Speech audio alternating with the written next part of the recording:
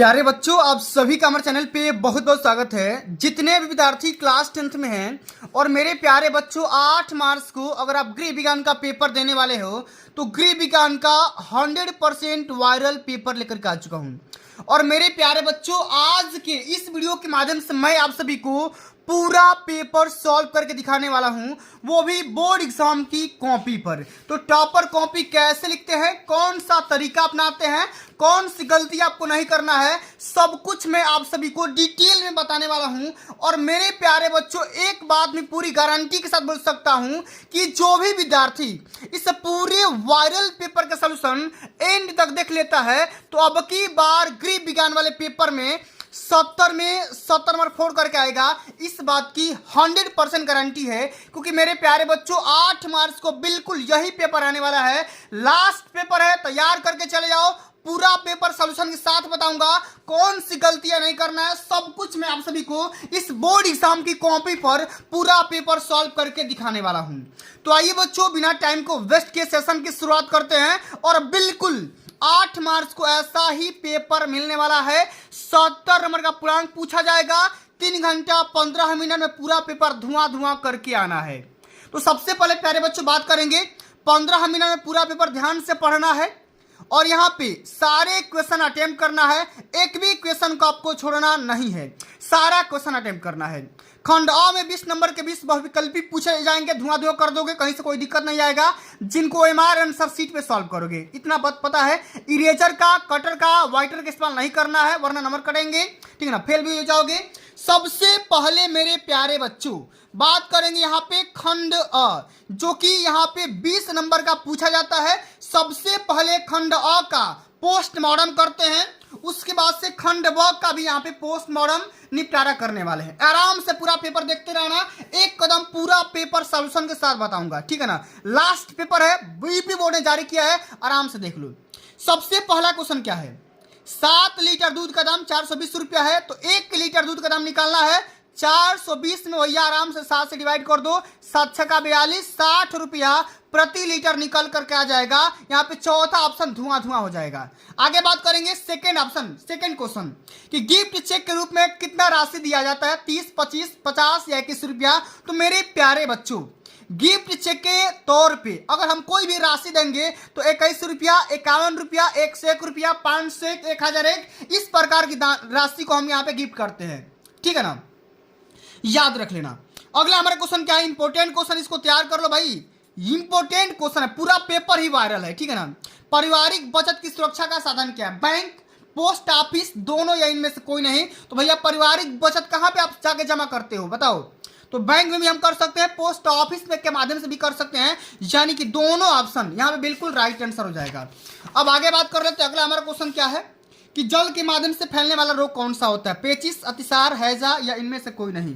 तो प्यारे बच्चों, जल के माध्यम से जो रोग फैलता है उसको हम बोलते हैं हैजा। क्या बोलते हैं, हैजा, ठीक है ना, आराम से। अगला हमारा क्वेश्चन क्या है कि टिटनेस रोग के जीवाणु पाए जाते हैं मिट्टी में, गोबर में, जंग लगे लोहे पर या इनमें से सभी। तो टिटनेस के रोगाणु कहां पर पाए जाते हैं, तो जंग लगे लोहे पर पाए जाते हैं, ठीक है ना। आप लोग आसानी से अनुभव किए होंगे, अगर कोई भी अगर आपका बॉडी का पार्ट अगर माने लोहा से कट जाता है तो जा करके डॉक्टर के पास किसका सुई लेते हो, तो टिटनेस का सुई लेते हो, ठीक है ना, ताकि वो जो भी जीवाणु है आपको नुकसान ना पहुंचाए। अगला हमारा क्वेश्चन है, इंपॉर्टेंट क्वेश्चन है, वेरी मोस्ट इंपॉर्टेंट क्वेश्चन है कि जल का केमिकल फार्मूला, रासायनिक सूत्र क्या होता है। मेरे प्यारे बच्चों, हर बोर्ड एग्जाम के पेपर में, हर कोड में ये क्वेश्चन पक्का पूछा जाएगा। H2O होता है, ठीक है ना, H2O, यानी कि सेकेंड ऑप्शन यहाँ पे राइट आंसर होगा। अगला क्वेश्चन, डेंगू कैसे फैलता है, मच्छर के काटने से, घरेलू मक्खी से, तिलचट्टे से या इनमें से कोई नहीं। तो डेंगू जो फैलता बच्चों, ये मच्छरों के काटने से डेंगू या मलेरिया फैलता है, ठीक है। अगला क्वेश्चन है कि पर्यावरण प्रदूषण का कारण क्या है, नगरीकरण, वनों की कटाई, औद्योगिकीकरण या इनमें से सभी। तो नगरीकरण भी है, वनों की कटाई भी है और औद्योगिकीकरण भी है, यानी कि सभी के सभी यहाँ पे ऑप्शन क्या हो जाएंगे, राइट आंसर हो जाएंगे। इन सभी वजह से, ठीक है ना, हमारा ये पर्यावरण इन्वायरमेंट दूषित हो रहा है, प्रदूषित हो रहा है, ठीक है ना। आगे बात कर लेते हैं, अगला हमारा question very most important question लगा लो कि कपड़ा पर निशान किसके माध्यम से लगाया जाता है, फ्रेंच चाक से, मिल्टन चाक से, पेंसिल से या सफेद चाक के माध्यम से। तो बच्चों कपड़े पर जो भी निशान लगाए जाते हैं वो लगाए जाते हैं मिल्टन चाक के माध्यम से, मिल्टन चाक से। ठीक है ना। सेकंड जो ऑप्शन होगा ना बिल्कुल यहाँ पे राइट आंसर हो जाएगा। ठीक है। अगला क्वेश्चन क्या है कि घर में वस्त्र सिलने से बचत होती है। अच्छा, हम घर में जब सिलाई करते हैं तो किस चीज की बचत होती है? तो आप लोग बताओगे भैया कि भैया सबसे पहले तो पैसा नहीं लगेगा, ठीक है ना। मम्मी सिल देगी, चाहे माने दीदिया सिल देगी कपड़ा, तो पैसा थोड़ी लेंगी, तो कहीं ना कहीं हमारे धन का बचत हो गया। वस्त्र का भी बचत हो जाएगा, जो भी एक्स्ट्रा कपड़ा होगा वो अपने घर में ही रह जाएगा, और साथ में समय का भी बचत हो जाता है। दर्जी के पास जाओगे, आओगे, फिर वो दुकान बंद करके चला जाता है, तमाम प्रकार का समय का लॉस हो जाता है। इसलिए समय, धन, कपड़ा तीनों के यहाँ पे बचत हो जाएगा। डी जो ऑप्शन होगा ना बिल्कुल यहाँ पे राइट आंसर हो जाएगा। ठीक है। अगला क्वेश्चन हमारा पूछा गया कि सब्जियों को कब धोना चाहिए? काटने के बाद, छिलने के बाद, या काटने छिलने के पहले, या कभी नहीं? तो काटने और छिलने के जस्ट पहले हम सब्जी को धुलेंगे। सी जो ऑप्शन होगा यहाँ पे राइट आंसर होगा। ठीक है। अगला हमारा क्वेश्चन क्या है कि रोगी का भोजन कैसा होना चाहिए? अब बताओ रोगी का भोजन कैसा होना चाहिए? तो मेरे प्यारे बच्चों, चटपटा, वसीय, सुपाच्य या बिना पका हुआ? तो बिल्कुल एकदम सुपाच्य, माने एकदम पचने वाला होना चाहिए। कैसा होना चाहिए? एकदम पचने वाला होना चाहिए। आगे बात कर लेते हैं कि भोजन पकाने में किसका प्रयोग हानिकारक होता है? पानी का, सोडा का, नमक का, या चीनी का? तो भैया हम सोडा का इस्तेमाल नहीं कर सकते हैं। सोडा के प्रयोग से हमारा भोजन माने कहीं ना कहीं हमारे लिए हानिकारक है। ठीक है। अगला हमारा क्वेश्चन है कि क्या है कि मोच की क्या पहचान है? माने मोच जब किसी के इंसान में अगर मन बॉडी में आ जाएगा तो किस प्रकार का लक्षण दिखाई देगा? दर्द भी होगा, सही बात है। मांसपेशियां में खिंचाव, इसी की वजह से तो मोच आता है। सूजन भी हो जाएगा, मतलब वहां पे फूल जाएगा, पूरा बॉडी यहाँ पे सूजन में आ जाएगी। यानी कि सभी के सभी यहाँ पे ऑप्शन राइट आंसर हो जाएंगे। अगला हमारा क्वेश्चन क्या है कि श्वसन प्रक्रिया में रक्त का शुद्धिकरण किस गैस के द्वारा होता है? कार्बन डाइऑक्साइड, नाइट्रोजन, ऑक्सीजन, या हाइड्रोजन? तो प्यारे बच्चों इस क्वेश्चन का जो राइट आंसर हो जाएगा ना, क्या हो जाएगा? ब्लड का प्यूरिफिकेशन कौन करता है? माने किस गैस की वजह से होता है? ये ऑक्सीजन गैस की वजह से होता है। ठीक है ना। सी जो ऑप्शन होगा बिल्कुल यहाँ पे राइट आंसर होगा। किस गैस में रक्त का शुद्धिकरण होता है? यकृत में, फेफड़ा में, ब्रिक में, या हृदय में? तो ब्रिक में मतलब कि किडनी में। किसमें? किडनी में। ठीक है। किडनी में ब्लड का प्यूरिफिकेशन होता है। अगला बात करेंगे क्वेश्चन, अस्थिभंजन में या अस्थिभंग में मांसपेशिया में क्या हो जाता है? सूजन हो जाता है, दर्द होता है, अंग निष्क्रिय हो जाता है। यानी कि सभी ऑप्शन यहाँ पे राइट आंसर हो जाएगा। भैया अस्थिभंजन में माने हड्डियां जब टूट जाएंगी तो वहाँ पे बॉडी क्या हो जाएगा? सूज जाएगा, फूल जाएगा। ठीक है। दर्द भी होगा और अंग काम करना बंद कर देगा, निष्क्रिय हो जाएगा। यानी कि सभी के सभी ऑप्शन क्या हो जाएंगे? राइट आंसर हो गए।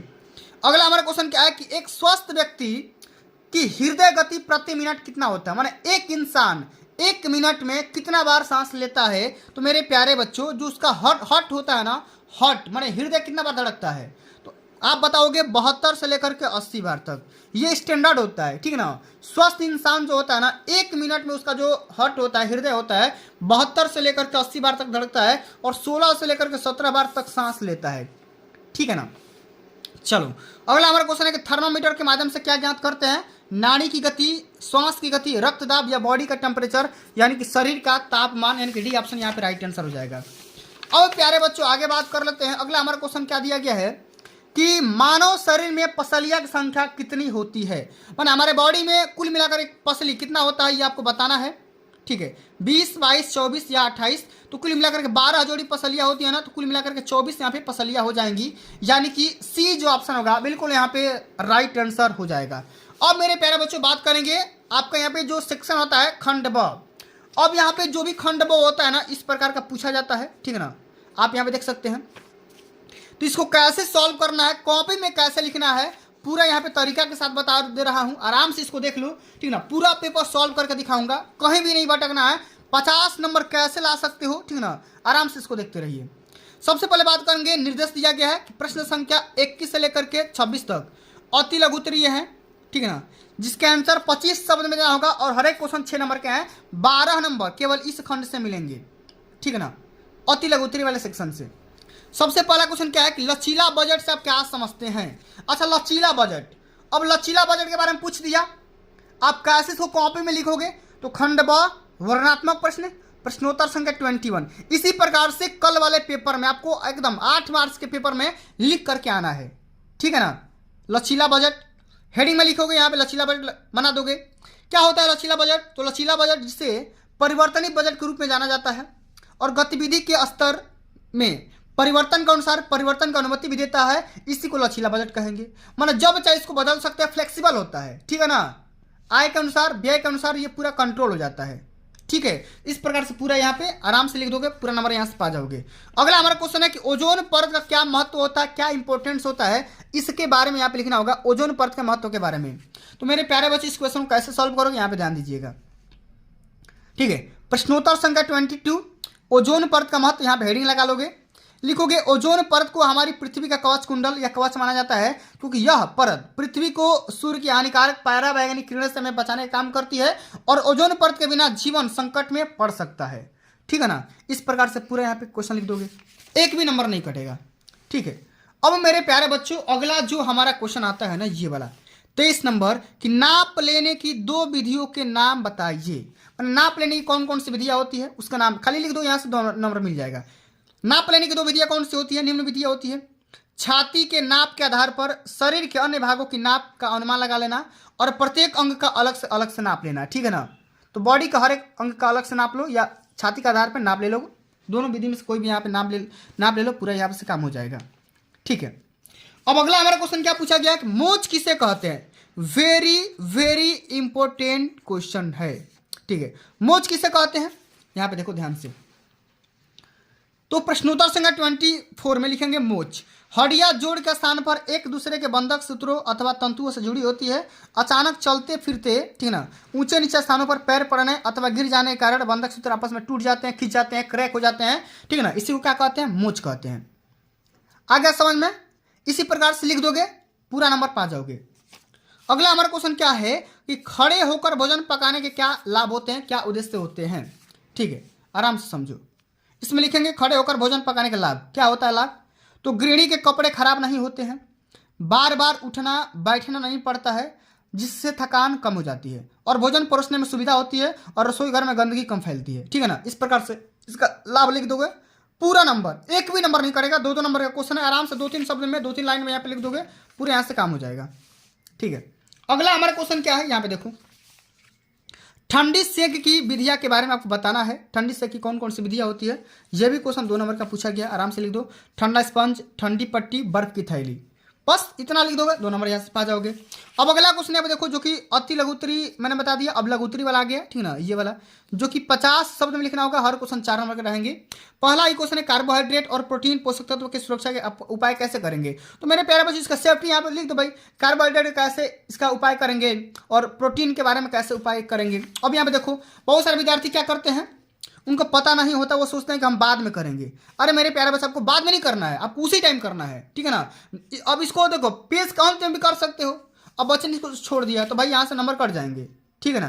तो आपको ये गलती नहीं करना, पूरा यहाँ पे लिखो भाई, कार्बोहाइड्रेट का कैसे सुरक्षा करेंगे, प्रोटीन का कैसे सुरक्षा करेंगे, आराम से उसका सेफ्टी लिख दो यहाँ पे 2-3 शब्द में, ठीक है।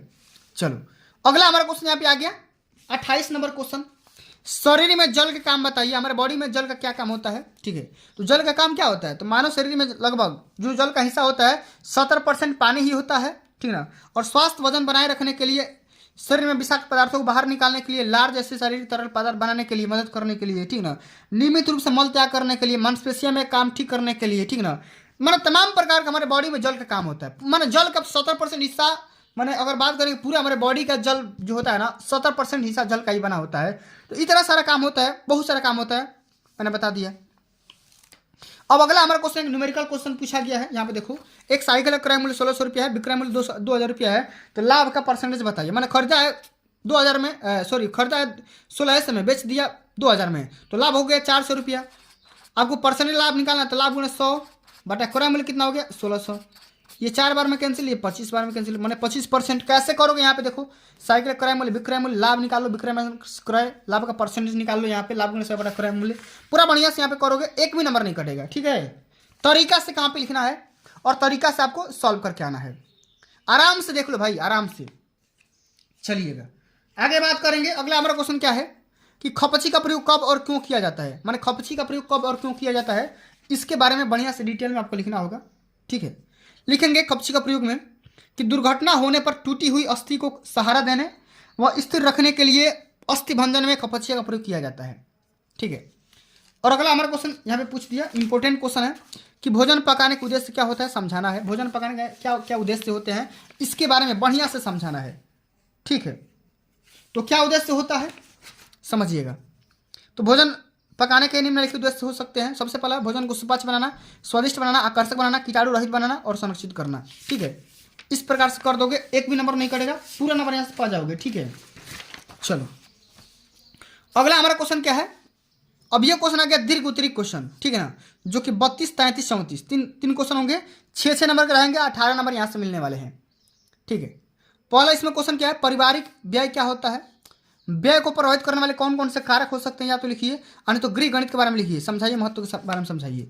तो गृह गणित क्या होता है इसके बारे में समझिए। यहाँ पे एक कदम, ये क्वेश्चन पेपर में पूरा छप करके आएगा भाई, कहीं से कोई दिक्कत नहीं होना चाहिए, आपको आराम से इसको सॉल्व करके आना है। ठीक है ना, जितना मैं तरीका बता रहा हूं सारा तरीका फॉलो करना है। ठीक है, चलिए इसमें लिखेंगे कि गणित अर्थात संख्याओं के विज्ञान को जब गृह कार्यों तथा गृह व्यवस्था संबंधी क्रियाकलापों में इस्तेमाल किया जाता है तब उसे गृह गणित कहा जाता है। माने गणित का काम घर में, ठीक है ना, घर वाले काम में किया जाता है, उसको गृह गणित कहेंगे। इसका महत्व क्या होता है, लिखेंगे कि गृह गणित का ज्ञान गृह विज्ञान की छात्राओं के लिए अति आवश्यक माना जाता है। आहार एवं पोषण विज्ञान, वस्त्र विज्ञान आदि का अध्ययन करने के लिए कुछ गणनाएं अवश्य करनी पड़ती है और गृह प्रबंध अथवा पारिवारिक बजट के सैद्धांतिक अध्ययन एवं व्यवहारिक उपयोग के लिए भी गृह गणित ज्ञान होना अति आवश्यक होता है।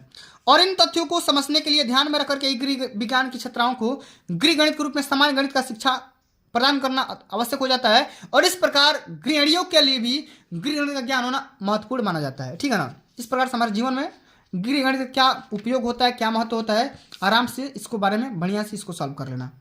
ठीक है, इसी प्रकार से अब मेरे प्यारे बच्चों अगला जो हमारा क्वेश्चन होता है ना, ऐसा कोई पेपर कोड नहीं बनेगा जिसमें ये क्वेश्चन नहीं आएगा कि भोजन परोसने कौन कौन सी विधियां होती है, और नहीं तो रोगी का आहार तैयार करते समय किन किन बातों को ध्यान में रखेंगे। ऐसा कोई क्वेश्चन पेपर नहीं होगा जिसमें ये क्वेश्चन आएगा ही नहीं, पूरा पेपर में पक्का आएगा। लिखेंगे कि रोगी का भोजन तैयार करते समय निम्न बातों को ध्यान में रखेंगे। सबसे पहला बात, भोजन सफाई से स्टील या कलई किए गए बर्तनों से बनाया जाना चाहिए। भोजन इस प्रकार तैयार होना चाहिए कि उसके पौष्टिक तत्व जैसे कि प्रोटीन, खनिज, लवण, विटामिन आदि नष्ट न हो पाए। ठीक है, और भोजन डॉक्टर के निर्देशानुसार तैयार होना चाहिए, जैसे डॉक्टर बोलेगा वैसा आपको तैयार करना है। ठीक है, रोगी के भोजन में चटपटे मसाले, घी, तेल, माने ये सब चीज़ें आपको कम से कम यूज करना है। भोजन को स्वादिष्ट बनाने के लिए आवश्यकता अनुसार काला नमक व काली मिर्च का उपयोग करना चाहिए। रोगी को अधिकतर हल्का भोजन जैसे खिचड़ी, डबल रोटी, हल्की हल्की फुल्कियाँ, पालक की सब्जी इत्यादि देना चाहिए। तो मेरे प्यारे बच्चों, रोगी का जो भी हम भोजन तैयार करेंगे इस प्रकार के तथ्यों को ध्यान में रख करके पूरा बढ़िया से बनाएंगे। ठीक है, इन सभी डाटा को बढ़िया से आपको तैयार करना है और इसी प्रकार से कॉपी में सॉल्व करना है। पूरा यहाँ से 6 नंबर मिल जाएंगे। ठीक है ना, अब अगला हमारा जो कि अंतिम नंबर क्वेश्चन आता है कि घर में सिलाई करने से गृहिणी को क्या लाभ होता है और गृहिणी के लिए इसका ज्ञान होना क्यों जरूरी होता है, क्यों आवश्यक होता है, इसके बारे में डिटेल में आपको सॉल्व करना है, डिटेल में लिखना होगा। ठीक है, तो कैसे सॉल्व करेंगे जरा यहाँ पे ध्यान दीजिएगा। एक कदम, टॉपर के जैसा कॉपी लिखोगे पूरा नंबर मिलेगा।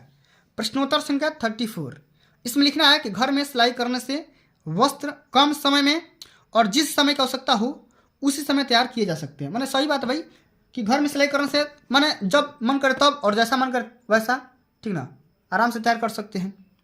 दर्जी बहुता वस्त्र की सिलाई में अधिक समय लगाते हैं और दर्जी अपेक्षाकृत अधिक कपड़ा भी ले लेता है। घर में वस्त्र नाप के अनुसार उचित रूप से बनाए जा सकते हैं और वस्त्र सिलने पर बचे हुए टुकड़े का उपयोग हम छोटे बच्चों के कपड़े, थैले, थैलियाँ, ठीक ना, आदि बनाने में कर सकते हैं।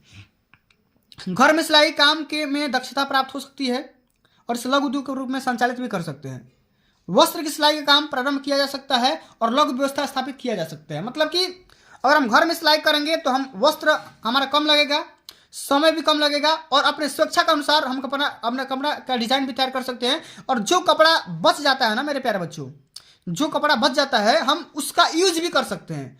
यूज कहाँ कहाँ कर सकते हैं, या तो छोटे बच्चों का कपड़ा तैयार बना सकते हैं, थैले या थैलियाँ बना सकते हैं, रुमाल बना सकते हैं, माना तमाम प्रकार के माध्यम से हम उसका यूटिलाइज कर सकते हैं। लेकिन वही अगर हम दर्जी के पास कपड़ा देंगे तो ज़्यादा टाइम भी लेगा, आपका कपड़ा भी ज़्यादा ले सकता है और कहीं ना कहीं वो कपड़ा आपके इच्छा अनुसार भी नहीं सिल सकता है। ठीक ठीक है ना। तो घर में सिलाई करने से गृहिणी को ये तमाम प्रकार के लाभ मिल सकते हैं और इसका ज्ञान होना गृहिणी के लिए बहुत ही आवश्यक होता है भाई, और मैंने इसका महत्व भी बता दिया, ठीक है ना। तो मेरे प्यारे बच्चों, इस प्रकार से आपको ये पूरा पेपर बढ़िया से तैयार करके जाना है, ठीक है। जो मैंने ये आपका ये पेपर 825 ईसी वाला कोड बताया, ये पूरा पेपर वायरल ही था, ठीक है। इसको पूरा बढ़िया से तैयार करके चले जाना, ठीक ना, क्योंकि मैंने पूरा बढ़िया से इसको बता दिया। और जो भी विद्यार्थी इसको बढ़िया से तैयार करके चले जाएंगे, 2-3 बार दे करके चले जाएंगे, मुझे पूरा भरोसा है वो 70 में 70 नंबर फोड़ करके आएंगे। बस ये चप्पू ट्रिक लगा लेना, ठीक है ना। तो चलिए बच्चों, आज के लिए बस इतना ही, मिलते हैं अगली वीडियो में, ठीक ना। अगर ये वीडियो आपको अच्छा लगा होगा, हेल्पफुल लगा होगा, सबसे पहले वीडियो को जितना हो सके लाइक करना होगा, जितना हो सके शेयर कर देना होगा, और चैनल पर आपको सब्सक्राइब कर देना होगा। जल्दी मिलते हैं अगली वीडियो में, तब तक के लिए मिलते हैं अगली वीडियो में। जय हिंद, जय भारत, वंदे मातरम।